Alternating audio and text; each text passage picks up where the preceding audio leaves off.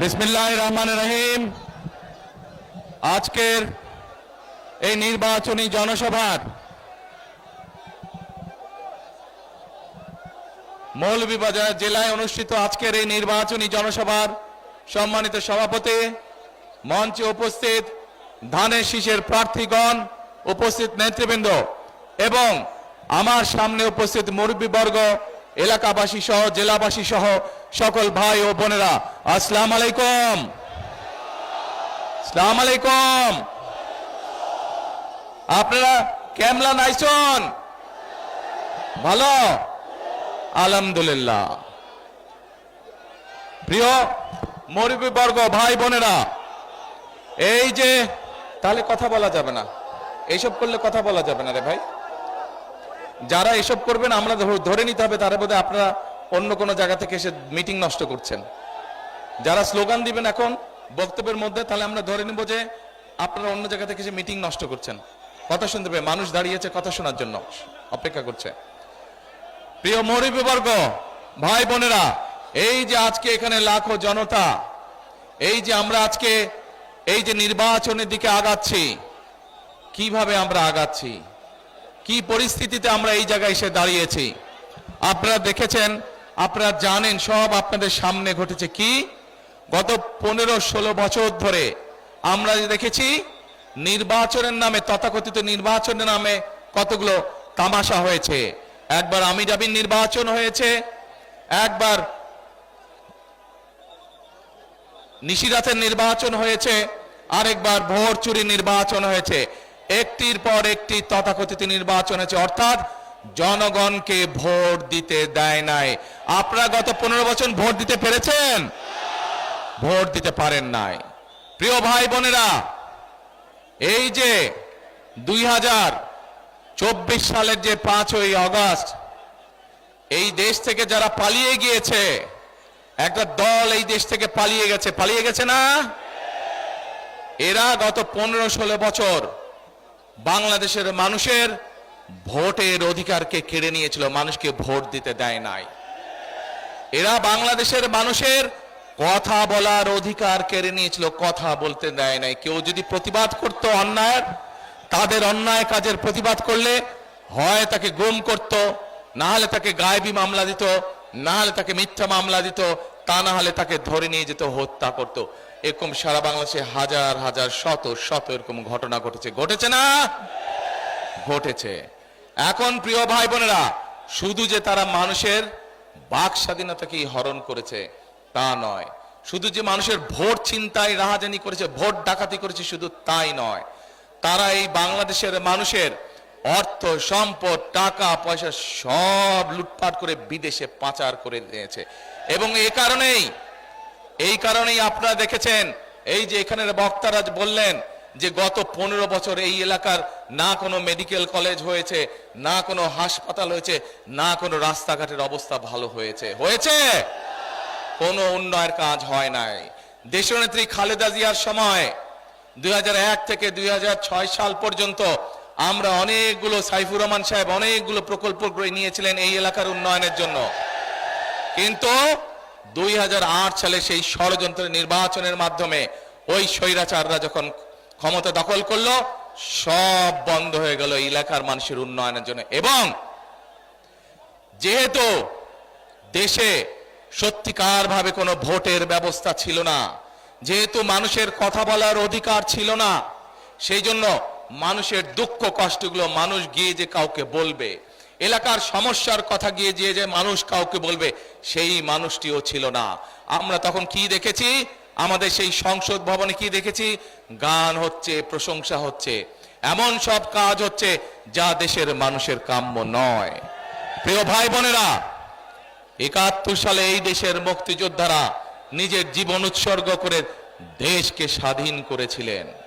71 সালে দেশ স্বাধীন হয়েছিল।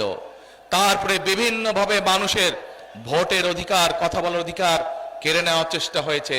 শহীদ রাষ্ট্রপতি জিয়াউর রহমানের সময় দেশে বহুদলীয় গণতন্ত্র চালু হলো। আবার এরপরে চেষ্টা হয়েছে বিভিন্ন ষড়যন্ত্র করে বিএনপিকে দাবিয়ে রাখতে, জনগণের জনগণের শক্তিতে 91 সালে যখন খালেদা জিয়া সরকার গঠন করলেন, তখন উনি আবার সংসদীয় পদ্ধতি সংসদীয় ব্যবস্থা করলেন। কারণ এই ব্যবস্থার মাধ্যমে এলাকার মানুষের উন্নয়ন হয়, এলাকার উন্নয়ন হয়। এই যে আজকে আপনাদের সামনে 4 জন ব্যক্তির হাতে, এই এলাকার 4 জন মানুষের হাতে আমি ধানের শীষ তুলে দিয়েছি, তারা হচ্ছে আগামী দিনের এই এলাকার উন্নয়নের দূত। এই এলাকার মানুষের দুঃখ কষ্ট, এই এলাকার মানুষের সমস্যা, এলাকার সমস্যা, রাস্তাঘাট, স্কুল কলেজ হাসপাতাল, এইগুলো দেখার দায়িত্ব তাদের। কিন্তু প্রিয় ভাই বোনেরা, উপস্থিত মুরব্বীবর্গ, মা বোনেরা, কিন্তু আছে এখানে একটা। কি সেই কিন্তু? যত কাজ জমা হয়ে গেছে, এই যে ঢাকা সিলেট, এই এলাকার বহু মানুষ লন্ডনে থাকেন না? অনেক মানুষ লন্ডন গেছে। ঢাকা থেকে আসতে সিলেট আসতেই লাগে 8-10 ঘন্টা সময়, লন্ডন যাইতেও এত সময় লাগে না। এই হচ্ছে বিগত স্বৈরাচার যারা মানুষের অধিকার কেড়ে নিয়েছিল তাদের উন্নয়নের নমুনা। আমি আসার সময় দেখলাম রাস্তায় জায়গায় জায়গায় ভাঙা ভাঙা ভাঙা ভাঙা। আপনাদের এলাকার ভিতরে, জেলার ভিতরের রাস্তাগুলো বোধহয় একই অবস্থা নাকি? একই অবস্থা। স্কুল কলেজগুলোর বোধহয় একই অবস্থা নাকি? হাসপাতালগুলো বোধহয় একই অবস্থা নাকি? সব ভাঙে চুরে গেছে। অর্থাৎ মানুষের ধন সম্পদ সব লুটপাট করে বছরের পর বিদেশে পাচার করে দিয়েছে। প্রিয় ভাই বোনেরা, যদি আগামী দিনে এই অবস্থার পরিবর্তন করতে হয়, তাহলে অতীত যখন আমরা দেখেছি সব সময় এলাকার উন্নয়ন কারা করেছে? যখনই ধানের শীষ নির্বাচিত হয়েছে, যখনই দেশে ধানের শীষের সরকার ছিল, তখনই আমরা দেখেছি এলাকার মানুষের উন্নয়ন হয়। যখনই ধানের শীষের সরকার ছিল, তখনই আমরা দেখেছি নারীদের, আমাদের মেয়েদের শিক্ষার ব্যবস্থাকে ফ্রি করে দেওয়া হয়। যখনই ধানের শীষের সরকার ছিল, আমরা দেখেছি কৃষক ভাইদের 5,000 10,000 টাকা পর্যন্ত কৃষি লোন মওকুফ করে দেওয়া হয়। মনে আছে আপনাদের? মনে আছে। এখন প্রিয় ভাই বোনেরা, 71 সালে যারা যুদ্ধ করে দেশকে স্বাধীন করেছিল, 71 সালে ছিল স্বাধীনতা অর্জন করেছি আমরা। ঠিক কিভাবে বিগত 15 বছর বাংলাদেশের মানুষের উপর অত্যাচার নির্যাতন হয়েছে, 2024 সালের 5ই আগস্ট এই দেশের মানুষ, ছাত্র জনতা, শ্রমিক, নারী পুরুষ নির্বিশেষে সকল শ্রেণী পেশার মানুষ মিলে তুমুল আন্দোলনের মাধ্যমে সেই স্বৈরাচারকে বিদায় করেছে। অর্থাৎ 2024 সালে 5ই আগস্ট হলো স্বাধীনতা রক্ষার আন্দোলন, স্বাধীনতা রক্ষার যুদ্ধ ছিল।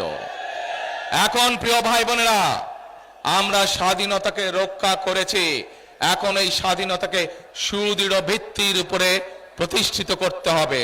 তাহলে কি করতে হবে? আমাদেরকে গণতান্ত্রিক প্রক্রিয়া চালু করতে হবে, দেশে মানুষের কথা বলার অধিকার দিতে হবে। একমাত্র এই নিশ্চয়তা দিতে পারে কে? কোন দল? ধানের শীষ একমাত্র দিতে পারে। এখানে বহু মুরব্বী মানুষ উপস্থিত আছেন, মুরব্বীরা সাক্ষী। যখনই ধানের শীষ দেশ পরিচালনার দায়িত্ব ছিল, তখনই পৌরসভার ইলেকশন হোক, ইউনিয়ন পরিষদ ইলেকশন হোক, আল্লাহর রহমতে মোটামুটি ঠিকঠাক ভাবে ইলেকশন হয়েছে। তখনই যখন ধানের শীষ ক্ষমতায় ছিল, প্রত্যেক মানুষ মন খুলে কথা বলতে পেরেছে, সরকারের সমালোচনা করতে পেরেছে। যদি কোনো ভুল হয়ে থাকে সরকারকে বলতে হয়েছে। কোনো মানুষ গুমের শিকার হয়নি, খুনের শিকার হয় নাই যখন ধানের শীষ দেশ পরিচালনার দায়িত্বে ছিল। প্রিয় ভাই বোনেরা, আজ বহু মানুষের আত্মত্যাগের বিনিময় আজ আমরা এই জায়গায় এসে দাঁড়িয়েছি। আমি মাঝে মাঝে একটি কথা বলি, টেক ব্যাক বাংলাদেশ। শুনেছেন কথাটা? সেই কথাটার অর্থ কি? অর্থাৎ টেক ব্যাক বাংলাদেশ মানে যেই স্বৈরাচার বাংলাদেশকে ছিনতাই করে নিয়ে গেছিল, যেই স্বৈরাচার বাংলাদেশকে অন্য আরেকজনের হাতে দিয়ে দিয়েছিল। বুঝতেই পারছেন কাদের কথা বলছি? বুঝতে পারছেন? আমরা কি শুনেছি সেই সময়? এই দলের লোকেরা একটি দেশ থেকে এসে বলতো, আমরা বলে আসছি আমাদেরকে ক্ষমতায় রাখার জন্য। এই দেশের ক্ষমতার মালিক কে? ক্ষমতার মালিক জনগণ। এই যে আমার সামনে হাজার লক্ষ মানুষ দাঁড়িয়ে আছে, আপনারা হচ্ছেন এই দেশের ক্ষমতার মালিক। কাজেই এই ক্ষমতার মালিকের কাছে আমরা ক্ষমতা ফিরিয়ে দিতে চাই। কিন্তু অতীতে আমরা দেখেছি সেই ক্ষমতাকে দখল করা হয়েছিল, অন্য দেশের হাতে নিয়ে দেওয়া হয়েছিল। সেজন্যই বলে টেক ব্যাক বাংলাদেশ। অর্থাৎ টেক ব্যাক বাংলাদেশের অর্ধেক পথ আমরা মাত্র অতিক্রম করতে পেরেছি। আমরা একটি জায়গায় এসে দাঁড়িয়েছি যেখানে আমরা গণতন্ত্রকে প্রতিষ্ঠিত করব। গণতন্ত্রকে যদি প্রতিষ্ঠিত করতে পারি, আমরা গণতন্ত্রকে যদি প্রতিষ্ঠিত করতে পারি ইনশাআল্লাহ, একই সাথে আমাদেরকে আরো কাজ করতে হবে। কি সেই কাজ? দেশের মানুষের অর্থনৈতিক সমস্যার সমাধান করতে হবে। এখানে হাজারো লক্ষ বেকার যুবক সারা দেশে আছে না? তাদের কর্মসংস্থানের প্রয়োজন। আমরা আমাদের পরিকল্পনা গ্রহণ করেছি। আমি প্রায় 1 মাস আগে যখন বিদেশ থেকে ফিরে এসেছি, প্রায় 17 বছর পরে, একটি কথা বলেছিলাম, মনে আছে আপনাদের? আই হ্যাভ এ প্ল্যান বলেছিলাম।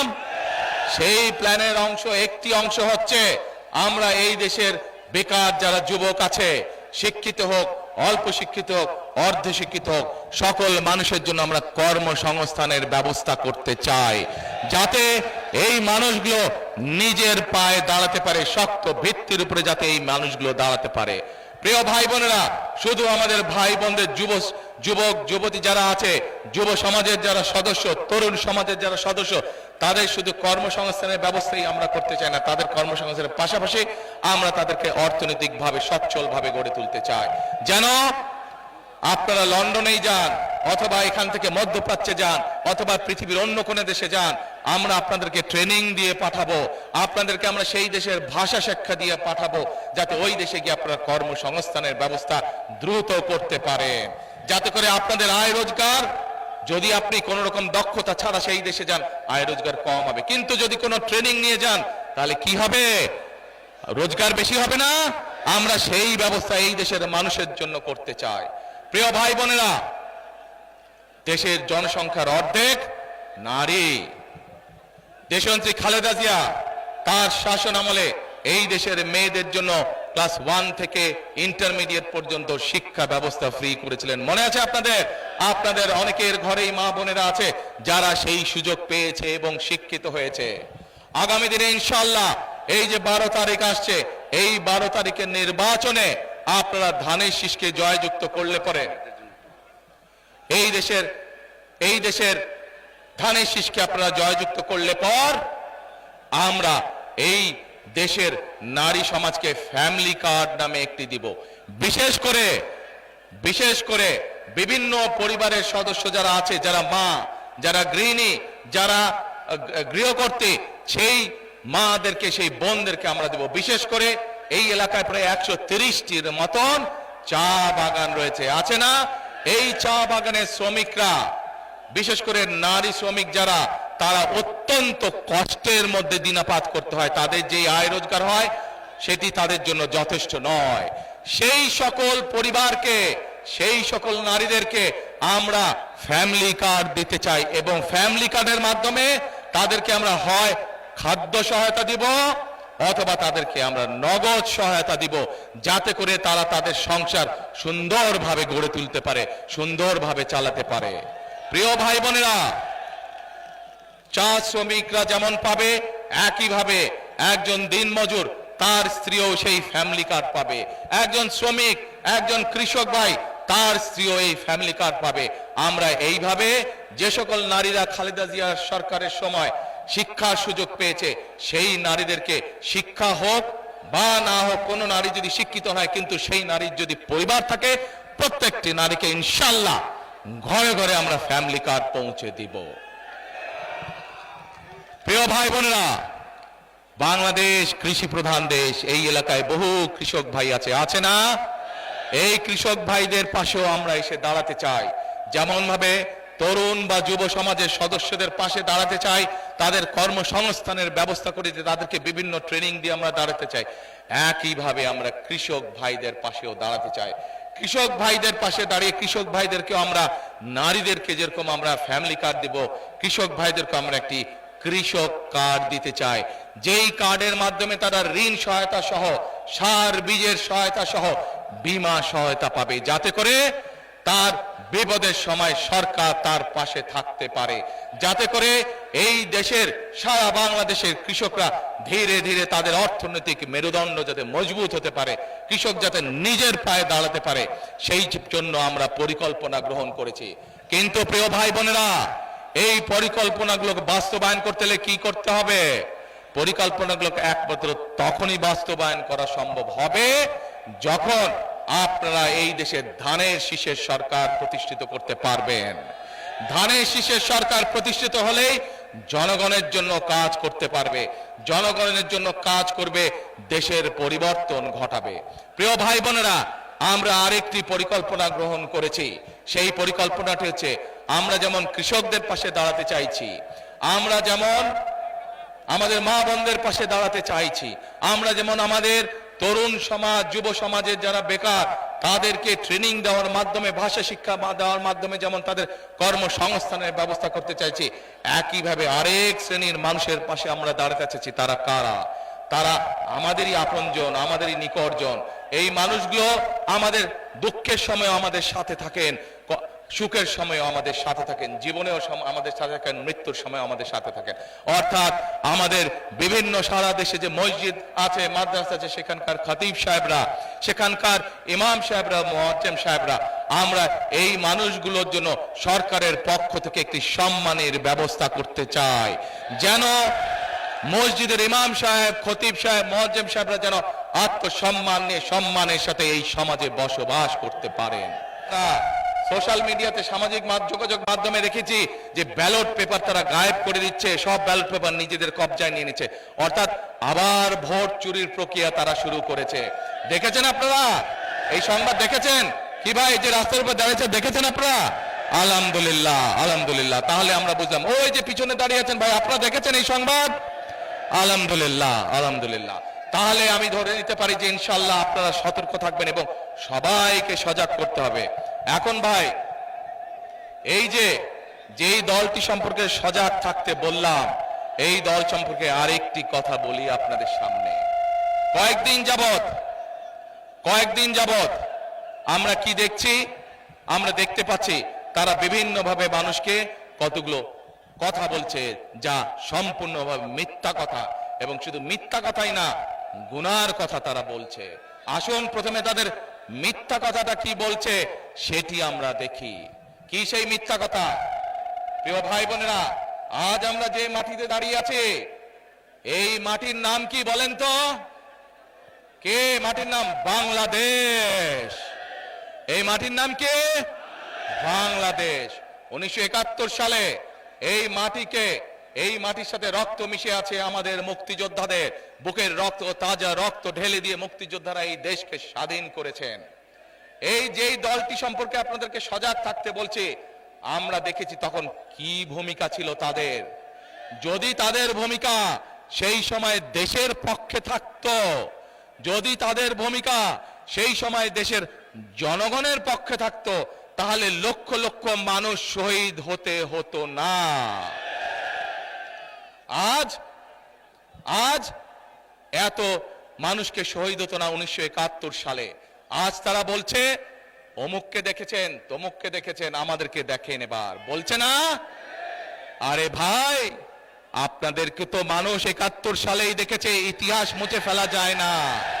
71 সালে মানুষ দেখেছে আপনারা কিভাবে দেশের বিপক্ষে অবস্থান নিয়েছেন, তারপরে লক্ষ লক্ষ মা বোনের সম্মান হানি হয়েছে। 71 সালে দেশের মানুষ দেখেছে আপনাদের ভূমিকার কারণে এই দেশের লক্ষ লক্ষ শহীদ মুক্তিযোদ্ধা শহীদ হয়েছেন, অনেক মানুষ পঙ্গু হয়েছেন। কাজেই আপনাদেরকে আমরা আরো 50 বছর আগে দেখে ফেলেছি আপনাদের ভূমিকা কি। প্রিয় ভাই বোনেরা, আসেন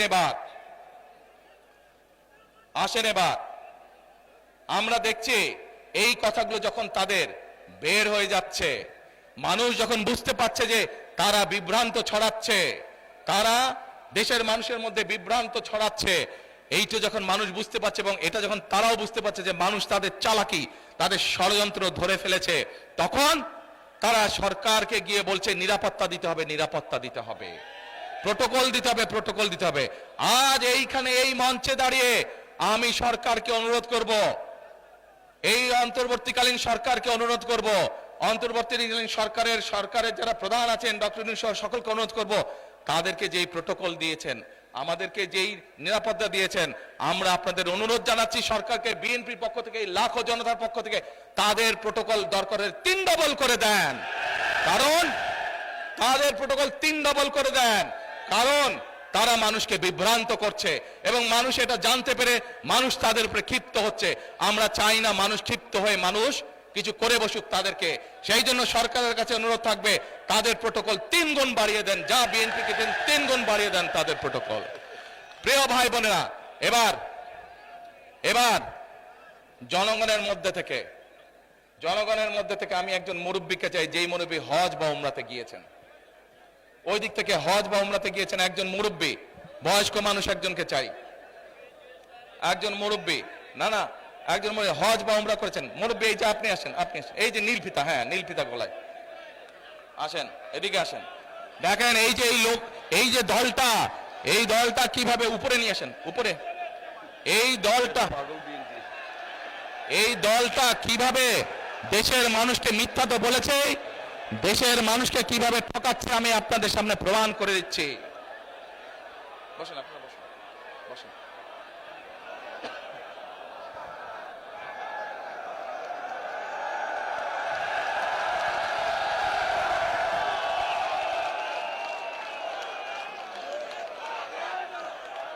মুরব্বী আপনার নাম কি? এই আপনাদের এলাকার মানুষ, এই এলাকার মানুষ চিনেন ওনাকে? আচ্ছা মুরব্বী আপনার নাম কি? শফিকুল ইসলাম। শফিকুর রহমান। আচ্ছা, আপনি কবে গেছেন, হজে না উমরায় গেছেন? আমি উমরায় গেছি 5 বছর আগে। 5-6 বছর উমরায় গেছেন। আচ্ছা, তো উমরাতে যখন গেছেন আপনি উমরা কোথায় করেছেন? উমরা মদিনায় করেছি। উমরা তো মদিনায়, উমরা তো মক্কায় করে। মক্কায়ও করছি, মদিনায় মদিনায় তো হযরত করে জিয়ারত করছি। হ্যাঁ, জিয়ারত করেছেন, নবী করিম সাল্লাল্লাহু আলাইহি ওয়াসাল্লামের রওজা মুবারক জিয়ারত করেছেন। কিন্তু এই যে তাওয়াফ করেছেন, উমরা করেছেন কোথায়? কাবায় না? কাবায়। আচ্ছা, আপনারা সবাই শুনতে পাচ্ছেন আমার কথা? এবার মন দিয়ে কান দিয়ে শুনবেন। আমি ওনাকে একটা প্রশ্ন করব, দেখি উনি কি বলে। আচ্ছা মুরব্বী বলেন তো আমাকে, এই যে কাবায় আপনি গেছেন, আল্লাহর ঘর না ওটা? ওটা তো আল্লাহর ঘর। আচ্ছা, ওটার মালিক কে বলেন? আল্লাহ। কিসের মালিক? আল্লাহ। দুনিয়ার মালিক আল্লাহ, কাবার মালিক আল্লাহ। কাবার মালিক আল্লাহ, আল্লাহ। দুনিয়ার মালিক আল্লাহ, আল্লাহ। আমাদের মালিক আল্লাহ। কিসের মালিক? আল্লাহ। আমাদের মালিক আল্লাহ, রিজিকের মালিক আল্লাহ, সবকিছুর মালিক আল্লাহ। ঠিক আছে কথা ঠিক আছে? তার মানে এই দুনিয়া, এই যে সূর্য, এই যে চাঁদ উঠবে একটু পরে, চাঁদ সূর্য পৃথিবী যাই দেখি আমরা, সকল কিছুর মালিক কে? আল্লাহ রাব্বুল আলামিন হচ্ছে সকল কিছুর মালিক। আমরা কি দেখছি? আমরা দেখছি ওই যে একটা রাজনৈতিক দলের কথা বলেছি, যাদের ভূমিকা আমরা 50 বছর আগে দেখেছি। আমরা দেখছি এদের কিছু কিছু সদস্য আমাদের নিরীহ মা বোনদের বাসায় গিয়ে মা বোনদের কাছে গিয়ে কিসের টিকিট বিক্রি করছে? টিকিট বিক্রি করছে, জানেন তো? হ্যাঁ, 1 মিনিট। আচ্ছা মুরব্বী বলেন তো, এই বেহেশত বা দোজখের মালিক কে? আল্লাহ পরওয়ারদিগার। মুরব্বী বলেছে বেহেশত ও দোজখের মালিকও আল্লাহ তাআলা। আপনারা একমত? কারা একমত এটার সাথে হাত তুলেন, যারা যারা একমত এটার সাথে? সবাই একমত, আলহামদুলিল্লাহ, আলহামদুলিল্লাহ, আল্লাহু আকবার, আল্লাহু আকবার। এখন আমার প্রশ্নটা আপনাদের কাছে, যার মালিক একমাত্র আল্লাহ রাব্বুল আলামিন, সেটা দেওয়ার ক্ষমতা মানুষ কি রাখে? তাহলে যে মানুষ কে বলে বেহেশতের মালিক আল্লাহ তাআলা, দোজখের মালিক আল্লাহ তাআলা, কে কোথায় যাবে সেটা সিদ্ধান্ত একমাত্র আল্লাহ তাআলা নেবে। তাহলে যারা গিয়ে বলে যে তাদেরকে ভোট দিলে বেহেশতে যাবে, এটা কি হতে পারে? মুনাফিকি না, এটা রীতিমতন শিরকি আল্লাহর সাথে তারা তুলনা করছে। কাজেই 71 সালে তারা তো মানুষ হত্যা করেইছে, এখন তারা আবার বহু মানুষকে বিভ্রান্ত করে তারা শিরকির অংশীদার করছে। কত বড় মুনাফিক, কত বড়! তাহলে চিন্তা করেন, যারা এই ভোটের আগে আপনাদের ধর্মে, আমাদের বাংলাদেশের মানুষের ধর্মীয় অনুভূতিতে আঘাত করে মানুষকে ঠকাচ্ছে, এরা যদি কোনোভাবে, আল্লাহ মাফ করুক আল্লাহ না করুক, কোনোভাবে যদি ক্ষমতায় যেতে পারে, এরা কিভাবে মানুষকে ঠকাবে চিন্তা করেন। 1 মিনিট, কথার যুক্তি আছে কি ভাই? যুক্তি আছে? কথার যুক্তি আছে? এই শিরকিওয়ালাদেরকে, যারা শিরকি করে, এদেরকে বর্জন করতে হবে, মানুষকে সচেতন করতে হবে। আর আরেকটি কথা বলে বক্তব্য শেষ করব। আমি কি বলেছি আপনাদেরকে? আমরা এই দেশের বেকার। মুরব্বী বসেন, আপনি ওখানে বসেন, আমি যে চেয়ারে বসছি ওই চেয়ারে বসেন, যান ওই চেয়ারে বসেন, ওখানে বসেন, এইখানে বসেন, এইখানে বসেন, বসেন।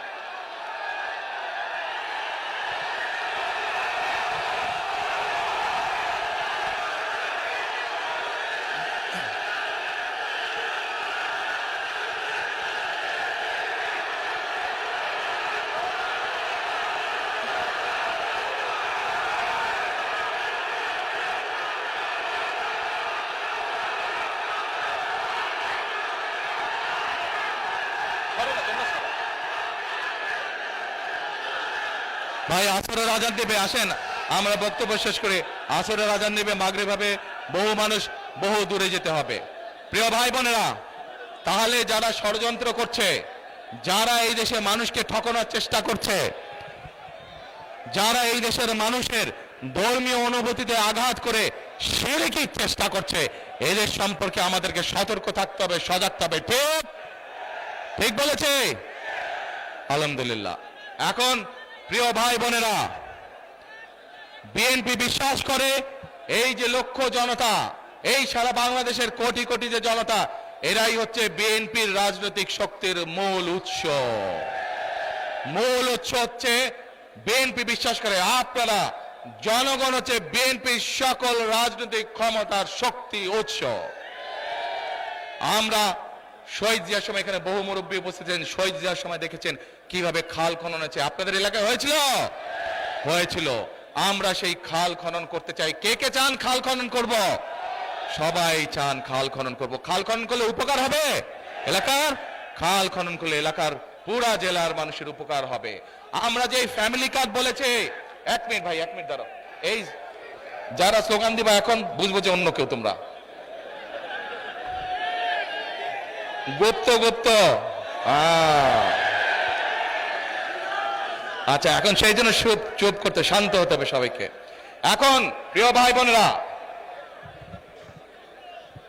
খাল আপনারা কাটতে চান, আমরা আমাদের নদীগুলো, খালগুলোতে, ক্ষেতগুলোতে পানি রাখতে চাই, খাল ইনশাআল্লাহ কাটবো। আপনারা সকলে হাত তুলে বললেন খাল কাটতে হলে ধানের শীষকে জয়যুক্ত করতে হবে।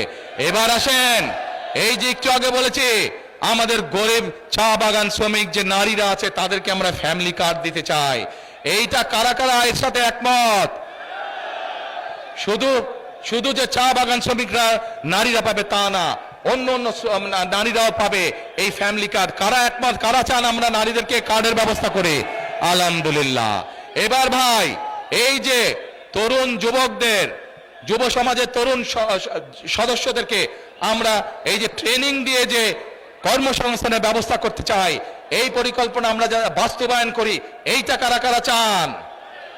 কর্মসংস্থানের ব্যবস্থা, আলহামদুলিল্লাহ, এইটা চান। আচ্ছা, তারপরে এই যে বললাম, এই যে মুয়াজ্জিম সাহেবদেরকে, খতিব সাহেবদেরকে আমরা একটি সম্মানের ব্যবস্থা করি, এটার সাথে কারা কারা একমত? আলহামদুলিল্লাহ, আলহামদুলিল্লাহ। এবার যে বললাম যে আমরা কৃষকদেরকে কৃষি কার্ডের, ভাই তুমি দাঁড়ান, আগে শোনো আমি কি বলি, আগে শোনো। হ্যাঁ, এই যে বললাম কৃষি কার্ডের ব্যবস্থা কৃষক ভাইদেরকে জন্য, যাতে করে তাদেরকে কৃষি ঋণ দিতে সুবিধা হয়, যাদেরকে যাতে করে তারা বীমা সুবিধা পায়, তারা বীজ সারের সুবিধা পায়, এইটা যাতে আমরা করতে পারি, এই পরিকল্পনার সাথে কারা কারা একমত? আলহামদুলিল্লাহ। প্রিয় ভাই বোনেরা, এই কাজগুলো আমরা দেশের মানুষের জন্য করতে চাই, কিন্তু আমরা তখনই করতে পারবো যখন আপনারা ঐক্যবদ্ধভাবে সকলে আপনারা ধানের শীষকে জয়যুক্ত করবেন, ইনশাআল্লাহ তখনই আমরা করতে পারবো। সেজন্যই আমি একটি কথা বলি, আমি করব কাজ, গড়ব দেশ, সবার আগে বাংলাদেশ। আর আরেকটি গুরুত্বপূর্ণ কথা বলতে চাই, আরেকটি গুরুত্বপূর্ণ কথা। আমরা দেখেছি বিগত 15 বছর কিভাবে বাংলাদেশের কে দাসখত দিয়ে এসেছিল আরেকটি দেশের কাছে, দেখেছেন না? 71 সালে আমরা দেখেছি এই যে যেই দলটা, রাজনৈতিক দলটা মানুষকে শিরকি করাচ্ছে, মানুষকে মিথ্যা কথা বলছে, বিভ্রান্ত করছে, তাদেরকে আমরা দেখেছি অন্য আরেকটি দেশের সাথে দাসখত দিতে, দেখেছি না? সেজন্যই আমি একটি কথা বলি, আমরা যারা এই দেশের মাটিতে বিশ্বাস করি, আমাদের যাদের ঠিকানা এই দেশের মাটি, আমাদের যাদের অস্তিত্ব এই দেশের মাটি, তাদের সবার জন্য, যারা আমরা নিজেদেরকে বাংলাদেশি বলি, তাদের সবার জন্য একটি কথা, দিল্লি নয়, পিন্ডি নয়, নয় অন্য কোন দেশ, সবার আগে বাংলাদেশ। প্রিয় ভাই বোনেরা, তাহলে দেশকে যদি বাঁচাতে হয়, ইনশাল্লাহ আগামী মাসের 12 তারিখে যে নির্বাচনে এই দেশের বহু মানুষ বুকের তাজা রক্ত ঢেলে দিয়েছে, বহু মানুষ খুন গুণের শিকার হয়েছে, সেই নির্বাচনের মাধ্যমে যদি আমরা দেশে গণতন্ত্রের সূচনা করতে চাই, একই সাথে মানুষের ভাগ্যের পরিবর্তন করতে চাই, তাহলে কোথায় সিল মারতে হবে? ধানের শীষে আমাদেরকে সিল মারতে হবে এবং দেশ গঠনে আমাদেরকে কাজে ঝাঁপিয়ে পড়তে হবে। করব কাজ, গর্ব দেশ, সবার আগে বাংলাদেশ। আল্লাহ হাফেজ। বাংলাদেশ জাতীয়তাবাদী দল জিন্দাবাদ, বাংলাদেশ জিন্দাবাদ।